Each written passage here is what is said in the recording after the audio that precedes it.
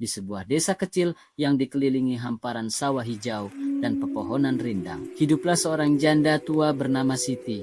Usianya baru menginjak awal 50-an, namun wajahnya tampak lebih tua dari seharusnya. Keriput di wajahnya bukan semata karena usia, melainkan karena kelelahan hidup. Sejak suaminya meninggal akibat kecelakaan ketika Raka, anak sematawayangnya, baru berusia 2 tahun. Siti harus menanggung peran sebagai ayah sekaligus ibu. Setiap pagi sebelum matahari terbit, ia sudah bangun. Tangannya sibuk menyalakan tungku kayu bakar untuk memasak nasi dan sayur sederhana. Setelah itu, ia berjalan ke pasar menjual jajanan yang ia buat semalaman. Dari hasil itulah ia bisa membeli beras, susu kental manis, dan sedikit lauk untuk makan bersama anaknya. Meski hidup penuh kesederhanaan, cinta Siti kepada anaknya tak pernah berkurang sedikit pun.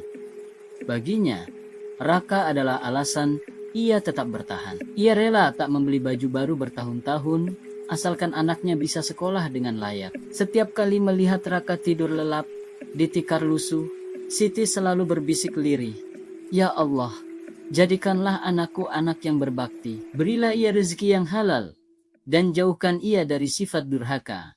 Aku rela lapar, asal anakku tidak pernah kekurangan." Doa itu menjadi rutinitas yang tak pernah terlewatkan.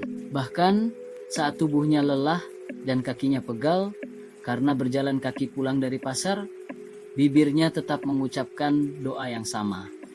Masa kecil Raka tumbuh menjadi anak yang cerdas. Di sekolah dasar, ia dikenal pintar berhitung dan cepat menghafal pelajaran.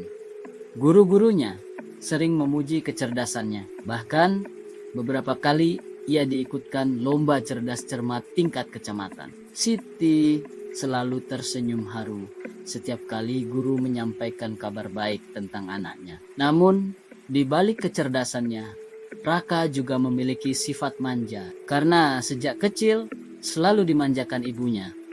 Ia sering menuntut lebih dari kemampuan sang ibu. "Bu, teman-temanku bawa uang jajan 1.000, aku cuma 500 perak. Aku malu, Bu," protes Raka.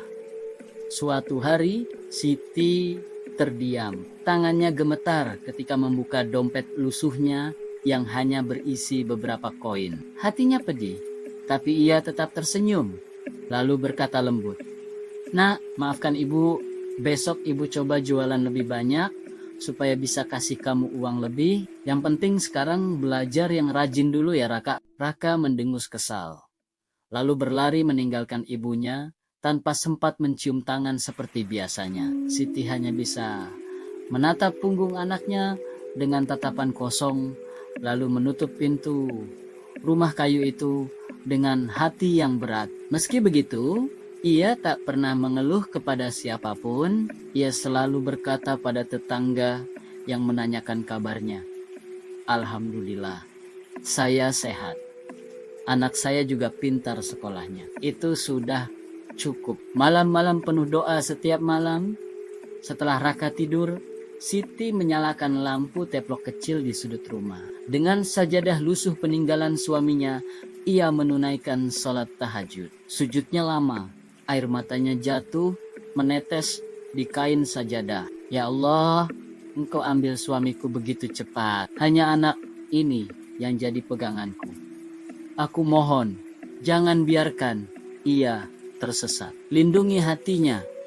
Ya Rob." Tangis lirih itu sering kali terdengar hingga tetangga sebelah merasa iba. Mereka tahu Siti adalah perempuan kuat yang jarang mengeluh. Namun doanya di malam hari selalu penuh kesedihan. Raka sendiri tak pernah benar-benar tahu betapa keras perjuangan ibunya. Ia hanya melihat ibunya selalu ada ketika ia pulang sekolah, menyiapkan makanan sederhana, dan memastikan ia bisa tidur nyenyak. Sebuah harapan ketika Raka naik ke kelas 6 SD, ia pernah berkata dengan polos, "Bu, nanti kalau aku sudah besar, aku mau jadi orang kaya. Aku bakal beli rumah bagus buat ibu. Ibu gak usah jualan di pasar lagi." Siti terkejut mendengar ucapan itu. Air matanya hampir jatuh namun ia menahannya agar anaknya tidak melihat. Senyumnya merekah penuh harapan. Ibu tidak butuh rumah besar, nak. Ibu cuma ingin kamu jadi anak yang baik. Jangan pernah tinggalkan salat dan selalu hormati orang tua. Itu saja sudah cukup untuk ibu. Ucapan itu terus teringat di benak Siti setiap kali rasa lelah menghampirinya. Ia percaya bahwa anaknya kelak akan menjadi penopang hidupnya di masa tua. Namun, takdir berkata lain, jalan hidup Raka perlahan berubah dan doa-doa seorang ibu yang tulus mulai terguncang oleh durhaka yang akan datang. Masa remaja biasanya membawa perubahan besar dalam diri setiap anak. Begitu pula dengan Raka. Saat memasuki bangku SMP, sifat manja yang dulu hanya sebatas rengekan kecil, perlahan berubah menjadi pembangkangan yang membuat hati Siti perih. Awalnya, Raka hanya sering pulang terlambat dari sekolah. Ia beralasan ada kegiatan ekstrakurikuler atau belajar kelompok bersama teman-temannya. Siti percaya saja, meski hatinya kadang was-was. Namun seiring waktu, kebiasaan itu berubah menjadi pulang larut malam tanpa alasan yang jelas. Raka, sudah jam 9 malam, nak. Kamu di mana? Ibu khawatir. Suara lirih Siti berbicara pada dirinya sendiri sambil menatap pintu rumah yang masih terkunci dari luar. Malam itu, ia duduk di kursi bambu menunggu anaknya pulang. Angin malam bertiup kencang, membuat lampu teplok bergoyang dan bayangannya menari di dinding papan rumah. Air mata menetes di pipinya, bukan karena marah, melainkan karena khawatir. Raka baru pulang hampir jam 10 malam dengan bau rokok menyengat dari bajunya. Raka, dari mana kamu, nak? Tanya Siti pelan, mencoba menahan rasa cemas yang menggunung. Raka menatap ibunya dengan wajah malas. Main sama teman-teman. Kenapa sih, Bu? Jangan cerewet deh. Aku kan udah gede, bukan anak kecil lagi. Hati Siti terasa bagai ditusuk. Kata-kata itu seperti cambuk yang menghantam perasaannya. Namun ia tetap menahan diri, lalu berkata lirih, Ibu hanya khawatir. Dunia di luar sana penuh bahaya. Kalau kamu pulang larut, Ibu tidak bisa tidur, nak. Raka mendengus kesal. Ah, Ibu, lebay. Aku bisa jaga diri kok. Udahlah, jangan ikut campur urusan aku. Ia langsung masuk ke kamarnya dan membanting pintu. Siti hanya berdiri mematung. Dadanya sesak, tapi ia tetap menengadahkan tangan ke langit. Ya Allah, lindungi anakku dari pergaulan yang menjerumuskannya. Keterpurukan yang tak terlihat hari-hari berikutnya. Perubahan Raka semakin terasa. Ia jarang salat, sering bolos sekolah, dan lebih banyak menghabiskan waktu nongkrong bersama teman-temannya di warung kopi pinggir jalan. Beberapa kali guru memanggil Siti ke sekolah karena nilai Raka menurun drastis. Dengan wajah tertunduk, ia menerima teguran guru, lalu pulang sambil membawa beban berat di hatinya. Bu, kamu harus lebih tegas sama Raka. Kalau tidak, dia bisa salah jalan, kata salah seorang guru. Siti hanya mengangguk, namun hatinya dilema. Bagaimana bisa ia bersikap keras kepada anak satu-satunya, anak yang ia rawat sendirian sejak kecil. Ia takut kehilangan kasih sayang anaknya jika ia menegur terlalu keras. Namun di rumah, yang ia dapat hanyalah bentakan. Raka, ayo makan dulu sebelum dingin. Ah, Bu, aku udah kenyang. Jangan cerewet deh. Aku mau keluar lagi. Piring nasi yang ia siapkan dengan penuh kasih hanya tergeletak di meja, tak tersentuh. Siti duduk menatapnya, menahan tangis yang nyaris pecah. Lingkungan yang menggoda Raka semakin larut dalam pergaulan yang salah. Ia mengenal rokok, lalu minuman keras, bahkan mulai ikut balapan liar di jalanan desa. Tetangga mulai berbisik-bisik. Itu anak Siti makin liar saja. Kasihan Siti, padahal dia sudah berjuang mati-matian membesarkan anaknya. Ya, anak durhaka begitu. Kalau terus-terusan, Entah apa jadinya nanti. Bisikan itu sampai ke telinga Siti. Namun ia tidak marah pada orang-orang yang membicarakan anaknya. Justru ia merasa malu dan semakin hancur hatinya. Malam-malamnya kembali dipenuhi doa. Ya Allah, jika ini ujian untukku, aku ikhlas. Tapi jangan engkau biarkan anakku tersesat. Bimbinglah hatinya. Ya Rob, bentakan yang membekas suatu sore ketika Siti sedang duduk di teras rumah menunggu Raka pulang sekolah. Ia melihat anaknya datang bersama beberapa teman. Bajunya kusut, rambutnya acak-acakan, dan wajahnya tampak lelah. Raka, ayo masuk. Ibu sudah masak sayur kesukaanmu, ucap Siti dengan senyum lembut. Namun bukannya menjawab, Raka justru membentak. Bu, jangan sok baik deh. Aku udah bosen sama makanan ibu yang itu-itu aja. Malu aku kalau temanku lihat makanan kampungan. Siti tertegun. Senyum di wajahnya langsung hilang. Digantikan air mata yang menetes tanpa bisa ia tahan. Ia tidak menyangka anak yang dulu berjanji akan membelikan rumah besar, kini malah menghina masakannya sendiri. Teman-teman Raka hanya saling pandang, lalu meninggalkan mereka dengan wajah tidak enak. Namun Raka tetap tidak peduli. Ia masuk ke rumah dan menggebrak pintu kamarnya. Siti duduk di teras sendirian, tangannya bergetar, dadanya sesak. Namun di tengah luka yang dalam, ia masih berdoa. Ya Allah, jangan hukum anakku karena kebodohannya. Ampuni dia, karena ia belum mengerti arti perjuanganku. Doa yang tertahan sejak hari itu, hubungan Raka dengan ibunya semakin renggang. Ia jarang berbicara, jarang pulang, dan kalaupun pulang, hanya untuk tidur sebentar, lalu pergi lagi. Tetangga semakin sering memperingatkan Siti. Bu Siti, hati-hati dengan anakmu. Kalau dibiarkan, dia bisa terjerumus lebih jauh. Iya Bu, kami juga sering lihat dia nongkrong dengan anak-anak nakal itu. Siti hanya bisa tersenyum pahit. Dalam hatinya ia ingin sekali menegur keras Raka. Tapi bibirnya tak sanggup. Setiap kali melihat wajah anaknya, ia hanya mampu berkata, "Nak, ibu sayang sama kamu. Jangan jauh-jauh dari jalan Allah." Namun kata-kata itu tidak pernah sampai ke hati Raka. Ia sudah terlanjur larut dalam dunia barunya. Dan disinilah doa seorang ibu yang penuh kasih mulai goyah oleh kenyataan pahit. Raka perlahan berubah menjadi anak durhaka. Dan semua yang pernah ia janjikan di masa kecilnya kini hanya tinggal kenangan. Hari demi hari, sikap Raka terhadap ibunya semakin keras. Jika dulu ia hanya sering pulang larut dan malas belajar, kini ia sudah berani membentak, menolak, bahkan menghina ibunya. Siti yang dulu selalu tersenyum bangga setiap kali melihat Raka, kini lebih sering menangis sendirian. Namun di hadapan anaknya, ia tetap berusaha tegar, seolah tidak ada yang terjadi. Nafkah yang tak diberi.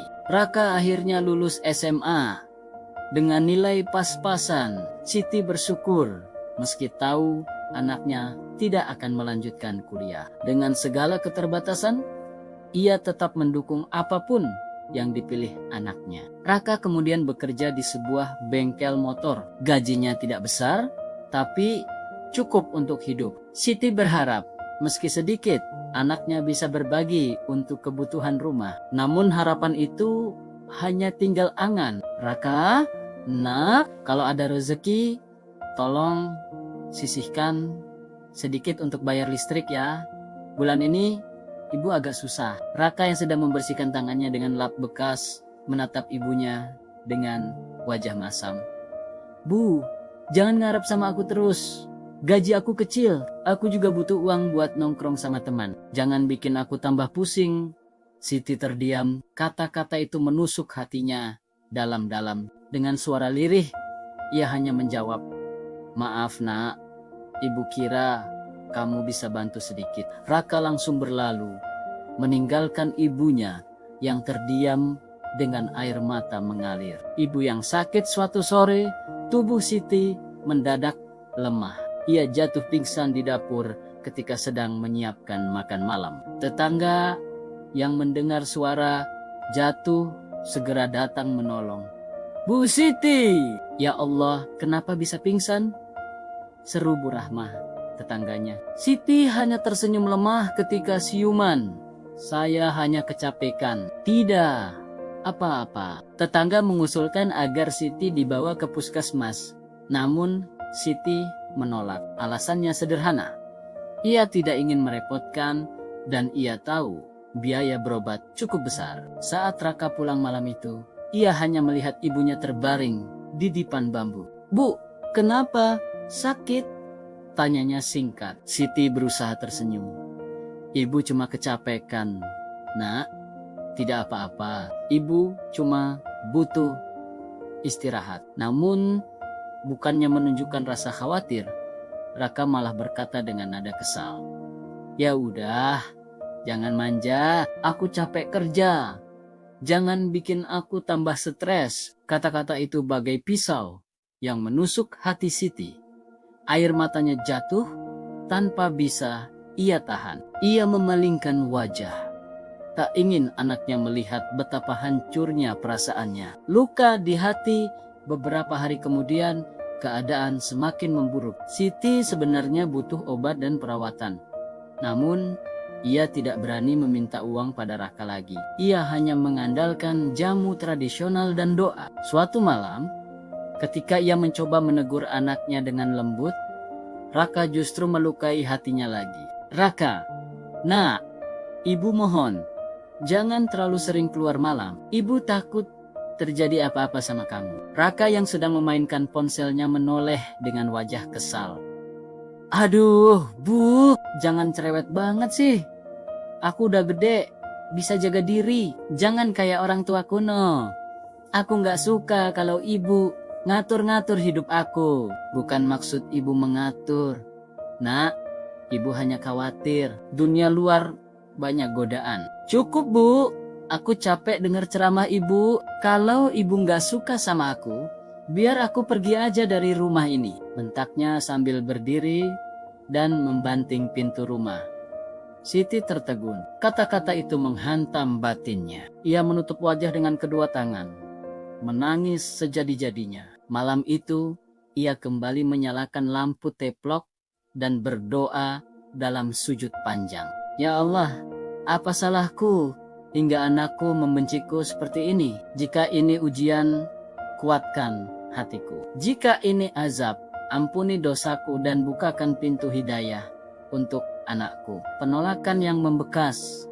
Hari berganti, luka di hati Siti makin dalam. Suatu ketika, seorang ustadz kampung datang menasihati Raka.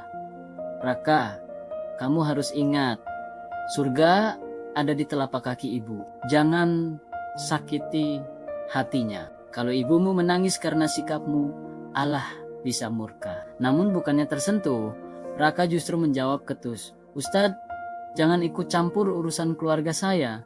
Ibu saya baik-baik saja kok. Lagian, saya kan masih kasih makan dia di rumah." Ustadz hanya menggeleng, lalu meninggalkan rumah dengan wajah prihatin. Sementara itu, Siti merasa semakin hancur. Ia tahu anaknya tidak lagi menghormatinya, bahkan menolak nasihat orang yang lebih alim. Luka yang tidak pernah hilang sejak hari itu. Setiap kali Siti melihat wajah Raka, ia teringat kata-kata pedas yang dilontarkan anaknya. Luka itu tidak pernah hilang, meski ia tetap berusaha memaafkan. "Ya Allah, andai anakku tahu. Setiap bentakan yang ia ucapkan membuat hatiku retak 1000 kali. Tapi aku tetap ibunya. Aku tidak bisa membencinya." Siti selalu mengulang doa itu, berharap suatu hari Raka berubah. Namun yang terjadi justru sebaliknya. Durhaka Raka semakin menjadi, dan luka itu semakin membekas di hati seorang ibu yang tulus. Malam itu, angin bertiup kencang. Langit gelap gulita tanpa bintang. Siti duduk di serambi rumah menatap kosong ke jalanan desa yang lengang. Sesekali ia menghela napas panjang, seolah sedang memikul beban yang tak sanggup lagi ia tanggung. Raka baru saja pulang. Jam menunjukkan pukul 1 dini hari. Ia masuk rumah dengan langkah gontai. Aroma alkohol tercium samar dari tubuhnya. Raka, dari mana saja nak? Sudah larut sekali. Suara Siti bergetar, setengah khawatir, setengah memohon. Namun bukannya menjawab dengan lembut, Raka justru melotot. Ibu lagi-lagi mulai ya. Sudah kubilang jangan ikut campur. Aku mau nongkrong. Mau apa? Itu urusan aku. Jangan sok jadi polisi buat hidupku, Bu. Siti terdiam. Bibirnya gemetar. Namun ia menahan kata-kata. Air mata jatuh tanpa bisa ditahan. Tapi ia tetap menunduk. Tidak ingin memperlihatkan kesedihannya pada anak yang dulu ia rawat dengan penuh cinta. Mimpi aneh. Beberapa malam kemudian Siti bermimpi. Ia melihat dirinya berjalan di padang luas penuh kabut tebal. Dari kejauhan, ia melihat Raka berdiri di tepi jurang yang dalam. Raka tertawa, melambai-lambai, seolah tak peduli dengan jurang menganga di belakangnya. Ibu, jangan dekat-dekat. Aku bisa jaga diri, seru Raka dalam mimpi itu. Siti berlari, ingin menyelamatkan anaknya. Tapi setiap kali ia melangkah, jaraknya tak kunjung dekat. Tiba-tiba tanah di bawah kaki Raka runtuh. Ia terperosok jatuh, terjerembab ke dalam kegelapan. Siti menjerit, "Raka!" Ia terbangun dengan tubuh penuh keringat. Napasnya tersengal. Sujud panjang ia lakukan, berdoa dengan linangan air mata. Ya Allah, apakah ini tanda? Selamatkan anakku dari jalan yang sesat. Jangan biarkan ia binasa dalam durhaka. Nasihat yang ditolak keesokan harinya. Seorang ustadz kampung kembali datang, mendengar kabar dari tetangga tentang kelakuan Raka. Raka, nah, aku tahu kau pemuda yang cerdas, tapi jalan yang kau pilih sekarang bukan jalan baik. Ingat, dosa terhadap ibu adalah dosa besar. Kalau kau terus begini, hidupmu bisa hancur. Raka hanya tertawa sinis. Ustadz, jangan so tahu, hidup saya yang jalanin. Kalau saya mau hancur, biarlah. Lagian, ibu saya masih sehat kan? Jadi jangan lebay. Raka, jangan bicara seperti itu. Kau tidak tahu, doa seorang ibu bisa menentukan surga atau nerakamu. Namun, Raka malah membanting pintu, meninggalkan ustadz yang hanya bisa menggeleng prihatin. Teguran dari tetangga suatu sore, Siti duduk di beranda rumah. Ia tampak lebih pucat dari biasanya. Beberapa tetangga menghampiri, mencoba menghibur. Bu Siti, sabar ya, kami lihat Raka sering membentak ibu. Hati-hati, durhaka pada orang tua balasannya berat. Siti hanya tersenyum pahit. Saya tahu, Bu, tapi bagaimana lagi? Dia anak saya. Saya hanya bisa berdoa, semoga Allah lembutkan hatinya. Tanpa disadari, Raka yang baru pulang mendengar percakapan itu. Ia mendengus, kesal. Ibu, kenapa cerita-cerita sama tetangga? Mau bikin malu saya? Ya, Raka, bukan begitu nak. Mereka hanya khawatir. Sudahlah, Bu, jangan bikin aku jadi bahan gosip orang kampung. Kalau ibu masih terus begitu, jangan salahkan aku kalau aku benar-benar pergi dari rumah ini. Tetangga terkejut mendengar kata-kata kasar itu. Mereka saling pandang, tak menyangka seorang anak bisa berbicara sekasar itu pada ibunya sendiri. Doa yang tak pernah putus. Malamnya, setelah Raka tidur, Siti kembali duduk di ruang tamu dengan lampu teplok redup. Ia membuka mushaf usang, membacakan ayat demi ayat dengan suara lirih. Air matanya jatuh di atas halaman Al-Quran. Ya Allah, jangan hukum anakku karena kebodohannya. Jangan murkai dia karena durhakanya. Ampuni dosanya, ya Rob, aku ikhlas. Aku ikhlas, asalkan engkau masih memberi hidayah kepadanya. Namun jauh di dalam hatinya, Siti merasakan firasat buruk. Seakan doa itu hanyalah bisikan terakhir dari seorang ibu yang sudah hampir kehabisan tenaga. Pertanda buruk suatu malam, Raka bermimpi aneh. Ia melihat dirinya berjalan di kuburan gelap. Angin dingin menusuk tulang. Dari balik nisan, terdengar suara tangisan lirih. Ia mendekat dan melihat ibunya duduk di tepi liang lahat, menangis terseduh-seduh. Raka, Raka, suara ibunya sayup terdengar. Raka terbangun dengan tubuh gemetar. Tapi bukannya merenung, ia malah mengabaikan mimpi itu. Ah, cuma mimpi, bodoh amat, gumamnya sambil kembali tidur. Ia tidak sadar, itu adalah peringatan halus yang datang dari langit. Hati yang semakin keras, hari berganti minggu. Peringatan demi peringatan datang, baik melalui mimpi, nasihat ustadz, maupun teguran tetangga. Tapi Raka tetap keras kepala. Semakin ditegur, semakin keras pula ia melawan. Bagi Siti, setiap hari yang dilalui adalah ujian kesabaran. Hatinya remuk, tubuhnya makin lemah, tapi doanya tak pernah berhenti.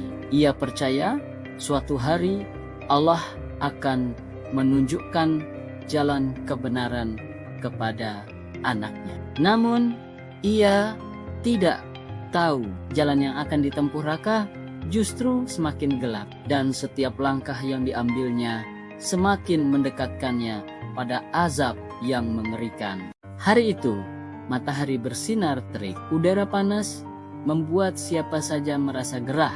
Raka duduk di warung kopi, dikelilingi beberapa temannya. Gelak tawa terdengar, namun di balik tawa itu ada rasa cemas yang tak mampu ia sembunyikan. Beberapa hari terakhir, usahanya mulai goyah. Motor yang biasa ia gunakan untuk bekerja tiba-tiba rusak parah. Barang dagangannya sering hilang, entah dicuri atau tercecer. Uang yang ia pegang tak pernah cukup, selalu habis entah kemana. Ra, kenapa kau kelihatan kusut begini? Biasanya kau yang paling banyak traktir, celetuk salah seorang temannya. Raka tersenyum kecut. Ah, bagi apa saja, nanti juga balik lagi rezekinya. Namun dalam hatinya ada kegelisahan yang semakin lama semakin besar, pertanda awal. Malam itu Raka pulang dengan langkah gontai. Jalanan sepi, hanya diterangi lampu jalan yang remang. Tiba-tiba angin dingin bertiup kencang, membuat bulu kuduknya meremang. Saat melintas di dekat kuburan desa, ia mendengar suara lirih, seperti tangisan seorang perempuan. Raka, Raka, Raka. Raka berhenti sejenak, menoleh kanan kiri, tapi tak ada siapapun. Dadanya berdegup keras, keringat dingin mengucur. Ia buru-buru berlari pulang, mencoba menepis rasa takut. Namun begitu sampai rumah, ia menemukan ibunya sedang duduk di ruang tamu. Wajahnya pucat, tangannya gemetar.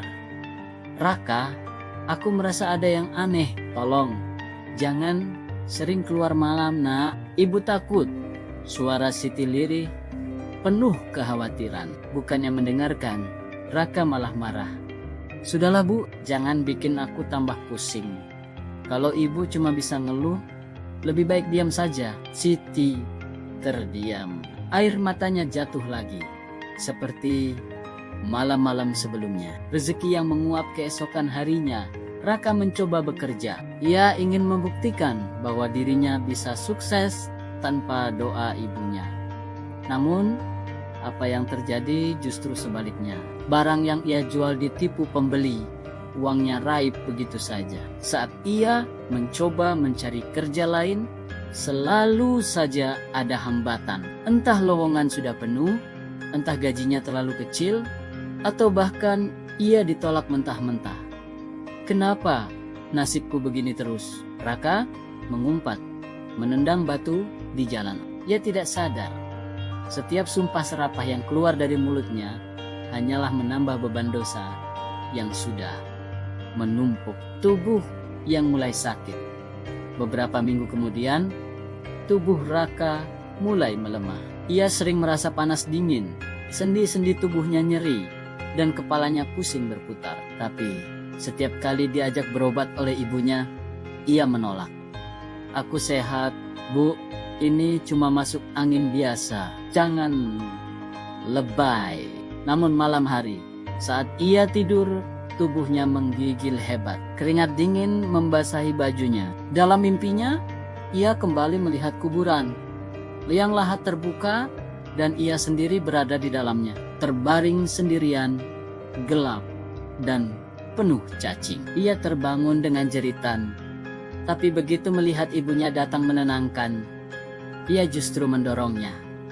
"Pergi, Bu, jangan ganggu aku." Siti hanya bisa menangis. "Ya Allah, apa yang sedang terjadi pada anakku ini?" Teman yang menjauh. Teman-teman yang dulu sering menemaninya satu persatu menjauh. Awalnya mereka sering nongkrong bersama, tertawa-tawa sambil menghabiskan malam. Tapi begitu tahu Raka mulai jatuh miskin dan sering sakit, mereka enggan lagi bersamanya. "Ra, sorry ya, aku sibuk kerja, nggak bisa nongkrong lagi," ujar salah seorang temannya. Yang lain bahkan terang-terangan berkata, "Kamu bawa sial, Ra, tiap ada kamu, kita kena masalah. Mending jangan ikut kumpul lagi." Raka marah besar, tapi dalam hatinya, ia merasa hampa. Semua orang yang ia banggakan, semua yang ia pikir teman sejati, ternyata meninggalkannya saat ia terpuruk. Doa yang terkabul dengan cara pedih. Malam itu, Siti kembali berdoa panjang. Ia menangis terseduh dalam sujudnya. "Ya Allah, jika memang jalan hidayah terlalu berat untuk anakku, maka beri ia peringatan. Jangan biarkan ia mati dalam durhaka. Tunjukkan padanya azab-Mu agar ia sadar sebelum terlambat." Tak lama setelah doa itu, azab semakin nyata. Raka jatuh sakit lebih parah. Tubuhnya semakin kurus, wajahnya pucat, dan ia mulai sulit berjalan. Anehnya, setiap kali ia mencoba beristirahat, ia selalu bermimpi buruk. Dikurung dalam liang lahat, mendengar jeritan-jeritan dari arwah yang tersiksa. Penolakan terakhir suatu sore, Ustadz desa datang menjenguk. Ia membawa air doa, berharap Raka mau menerima. "Raka, ini air doa, minumlah nak, semoga Allah beri kesembuhan." Namun Raka malah menepis dengan kasar. Gelas itu jatuh, pecah di lantai. "Aku tidak butuh doa-doaan seperti ini. Kalau aku sakit, aku minum obat. Kalau aku miskin, aku cari uang. Jangan bawa-bawa agama untuk hidupku." Suasana hening. Siti menangis keras, memegangi pecahan gelas di lantai. Ustadz hanya menggeleng, berkata lirih, "Kalau begini terus, azab itu bukan lagi sekadar mimpi. Raka, kau akan melihatnya dengan mata kepalamu sendiri.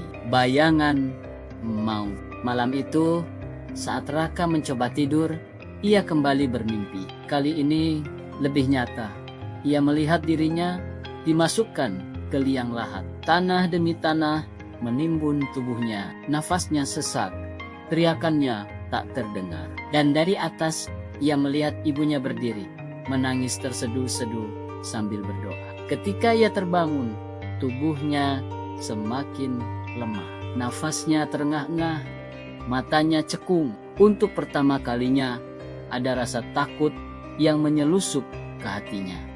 Tapi sayang, rasa takut itu datang terlambat. Sebab azab yang sesungguhnya sudah mulai turun dan tak ada jalan kembali. Langkah-langkah Raka semakin gontai. Ia tak lagi mampu berjalan jauh tanpa merasa terhuyung. Tubuhnya kurus, wajahnya pucat seperti mayat hidup. Urat-urat di lehernya menonjol, matanya cekung, dan napasnya kerap terengah. Siti, ibunya, hampir setiap hari menangis melihat keadaan anaknya.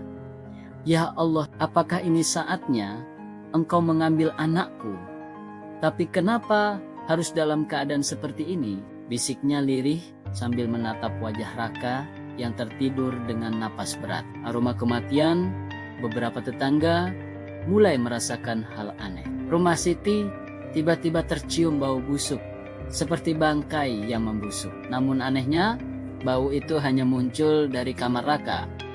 Bu Siti, maaf ya, kami mencium bau aneh dari rumahmu, seperti bau kematian, kata salah seorang tetangga dengan hati-hati. Siti menahan air matanya. Ia tahu benar dari mana bau itu berasal. Tubuh Raka sering mengeluarkan keringat aneh, bercampur dengan bau busuk yang menusuk, seolah-olah tubuhnya sedang dimakan sesuatu dari dalam. Malam itu, Siti berusaha membersihkan badan Raka dengan kain basah, tapi semakin ia usap, semakin kuat aroma busuk itu.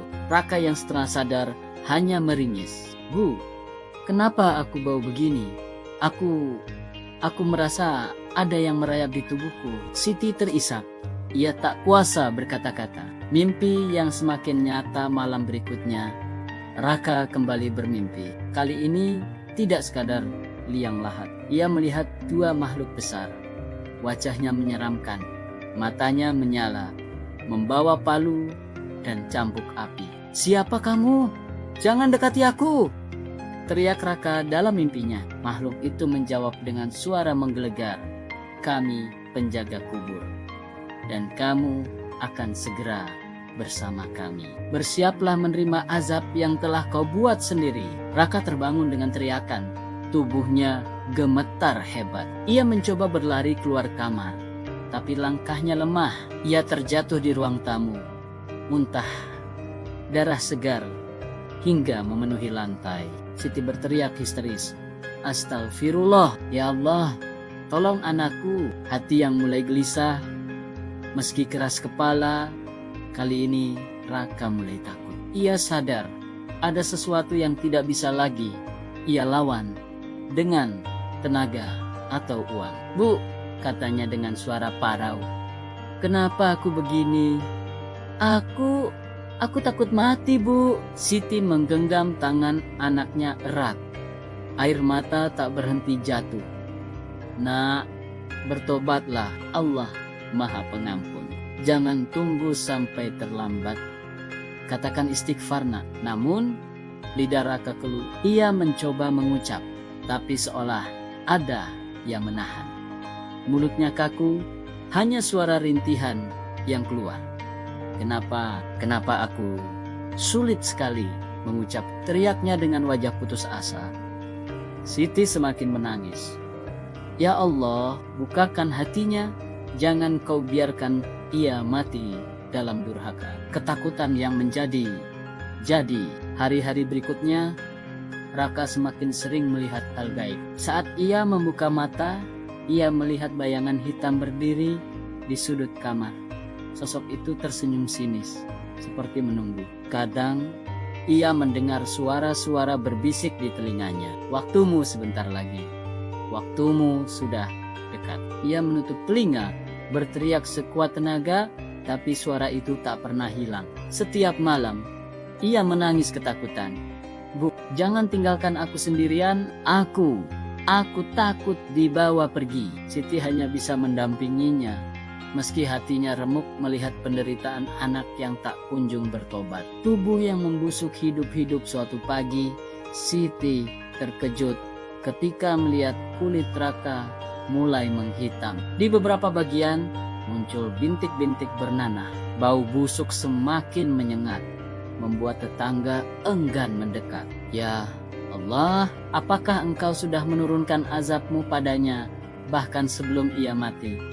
Bisik Siti, gemetar menutup hidungnya. Raka merintih kesakitan. Bu, kenapa tubuhku begini? Tolong aku, jangan biarkan aku mati begini, Bu. Namun, apa yang bisa dilakukan Siti? Obat tidak mempan. Air doa yang dibawa Ustadz pun selalu ia tolak. Kini, tubuhnya perlahan hancur selagi ia masih hidup. Kesepian menjelang ajal. Semua teman Raka sudah menjauh. Bahkan kerabat enggan datang menjenguk karena tak tahan dengan bau busuk dan jeritan Raka yang setiap malam menggema. Rumah itu menjadi saksi betapa seorang anak durhaka harus menanggung derita sendirian. Siti masih setia di sampingnya. Meski dihina, dimarahi, dan dicaci, seorang ibu tetaplah ibu. Ia menatap anaknya yang terbaring lemah dengan mata berkaca-kaca.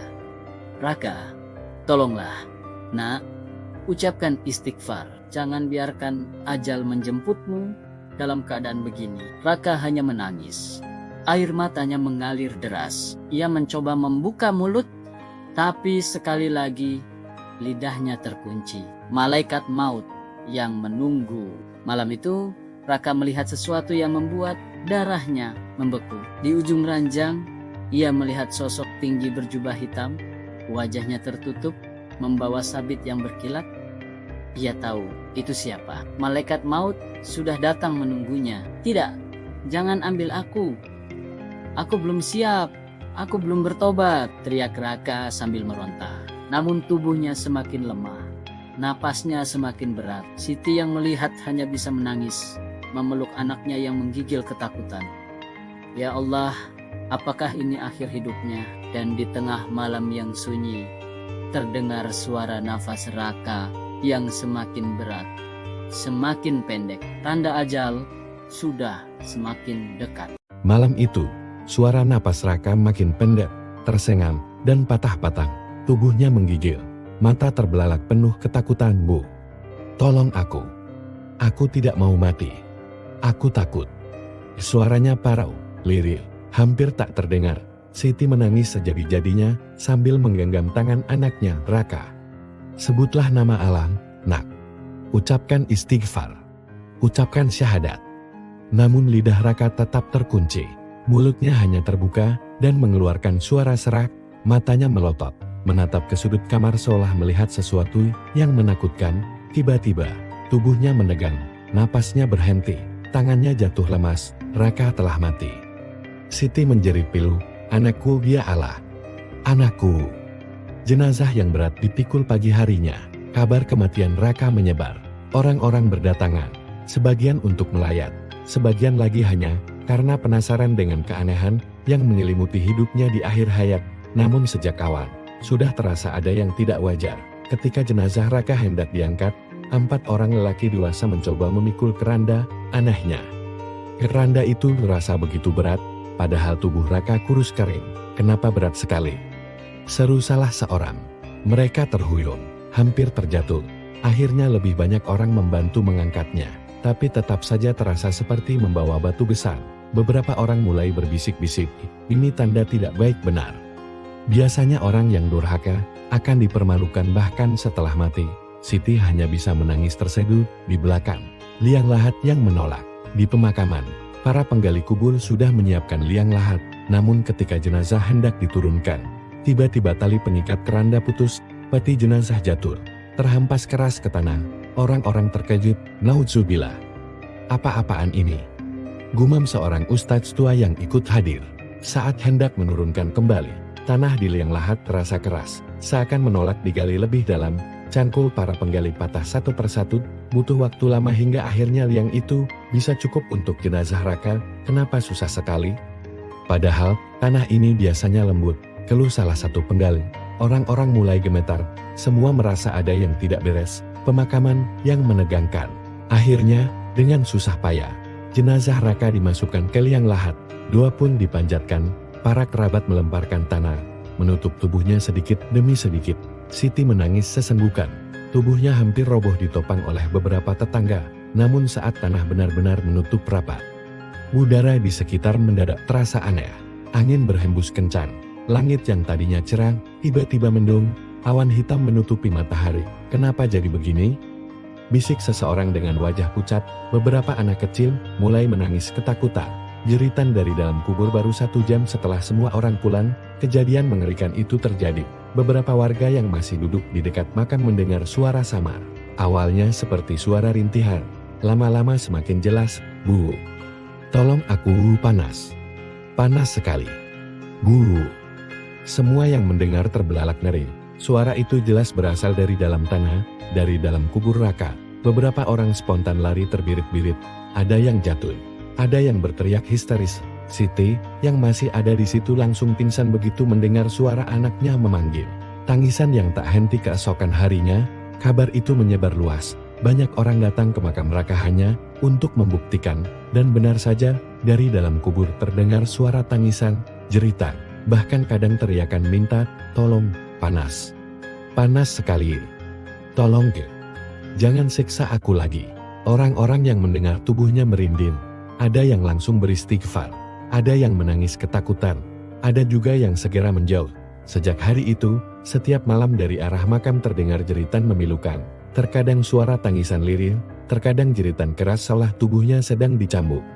Tak ada yang berani lewat kuburan itu lagi. Bahkan para penjaga makam pun takut mendekat. Penyesalan yang terlambat di rumah, Siti terbaring sakit karena terlalu sering menangis. Ia terus bermimpi melihat wajah anaknya meringis di dalam apa dia Allah. Tega sekali engkau menyiksanya begitu. Dia memang durhaka, tapi dia anakku. Hatinya hancur mendengar cerita yang masih bisa terdengar dari makam, meski ia tahu itu bukan lagi suara jasmani, melainkan azab yang nyata. Namun apalah daya, penyesalan selalu datang terlambat. Peringatan untuk semua kisah kematian Raka menjadi buah bibir seluruh kampung. Banyak orang yang sebelumnya sering membentak orang tua kini mulai takut. Anak-anak muda yang bandel mulai berubah karena tidak ingin mengalami nasib serupa. Azab Allah itu nyata, kata seorang ustadz. Lihatlah, bahkan tanah pun enggan menerima jasad anak durhaka. Makam Raka menjadi saksi bisu. Setiap malam terdengar jeritan dari dalam, seakan mengingatkan siapa saja yang berani melawan dan menyakiti orang tua, dan hingga bertahun-tahun kemudian, orang masih mengenang kisah tragis itu, seorang anak durhaka yang menangis di liang lahat. Memohon ampun ketika semuanya sudah terlambat. Hari-hari setelah kematian Raka terasa begitu mencekam di kampung itu. Suasana tidak pernah lagi sama. Setiap kali azan maghrib berkumandang, orang-orang cepat menutup pintu rumah. Tidak ada yang berani melintas dekat pemakaman, apalagi jika malam sudah larut. Suara tangisan dari kuburan Raka masih terdengar, kadang lirih kadang menjerit, seakan ia sedang merasakan siksa yang tak tertahankan. "Bu, tolong aku, panas. Panas sekali." Suara itu seolah menembus tanah, menembus hati, dan menusuk nurani siapapun yang mendengar kesedihan seorang ibu di rumahnya yang sederhana. Siti hanya bisa menangis setiap hari. Tubuhnya semakin lemah, wajahnya pucat, dan matanya sembat dia Allah. Aku sudah memaafkannya. Aku sudah merelakannya. Tapi kenapa engkau tetap menyiksanya begitu? Doa itu tak henti-henti terucap dari bibirnya. Tetangga datang silih berganti, menghibur Siti agar tabah. Tapi luka di hatinya terlalu dalam. Seorang ibu mana yang sanggup melihat anaknya menderita, bahkan setelah mati? Namun ustaz kampung menenangkan, "Bu Siti, jangan salahkan Allah. Raka sudah memilih jalannya sendiri. Tapi yakinlah, doa seorang ibu tetap bisa menjadi cahaya untuk anaknya, meski ia berada dalam kubur." Sejak itu, meski sakit, Siti selalu duduk di sajadah. Ia menengadahkan tangan, memohon ampunan untuk anaknya. Air mata menjadi teman setiap malam. Perubahan di kampung. Kisah Raka menjadi bahan renungan bagi seluruh warga. Anak-anak muda yang biasanya suka membentak orang tua mulai takut. Mereka teringat pada suara tangisan Raka dari liang lahat. "Gue nggak mau kayak Raka," bisik seorang remaja kepada temannya. Bahkan ada yang sampai langsung pulang ke rumah, mencium tangan orang tuanya, dan berjanji tak akan durhaka lagi. Kampung itu perlahan berubah dari sebuah tempat yang biasa-biasa saja menjadi kampung yang lebih religius. Masjid selalu penuh, doa selalu dipanjatkan, dan peringatan tentang asap kubur selalu diulang-ulang. Raka yang semasa hidupnya durhaka, tanpa sadar, menjadi sebab banyak orang bertaubat. Pesan dari liang lahat malam itu. Seorang kiai dari desa tetangga datang. Ia sengaja menengok makam Raka, ingin membuktikan sendiri cerita yang tersebar. Setelah membaca doa, ia duduk lama di dekat pusara. Telinganya jelas mendengar tangisan samar dari bawah tanah. Kiai itu menghela napas panjang, "Astagfirullah. Beginilah akibat durhaka pada orang tua. Semua orang harus mengambil pelajaran." Lalu ia berkata kepada jamaah yang ikut, "Ingatlah, siapa yang membuat ibunya menangis, akan membuat Allah murka. Siapa yang mengangkat suara kepada ayahnya, akan diturunkan kehinaan. Dan siapa yang menolak berbakti, kuburnya akan menjadi neraka sebelum neraka itu sendiri." Kata-kata itu membuat semua orang terisak. Doa yang tak pernah putus Siti semakin rajin berdoa. Dalam setiap sujud, ia memohon, "Ya Allah, ampuni anakku, jangan siksa dia lagi. Aku sudah memaafkannya, ya Rabbi." Air mata jatuh membasahi sajadah. Dalam keheningan malam, ia merasa seakan-akan suara tangisan Raka perlahan mereda, tidak hilang sepenuhnya, tapi tidak sekeras dulu. Ia yakin, meski terlambat, doa seorang ibu tetaplah kunci yang bisa meringankan beban anaknya. Hikmah untuk kita semua. Kisah Raka tersebar luas, bahkan sampai ke desa-desa lain. Orang-orang bercerita dengan gemetar, ada anak durhaka yang masih menangis di liang lahatnya. Dan dari cerita itu, lahirlah hikmah. Ridha Allah tergantung pada ridha orang tua. Tidak ada amal sebesar apapun yang akan diterima. Jika hati ibu dan ayah disakiti, azab kubur itu nyata.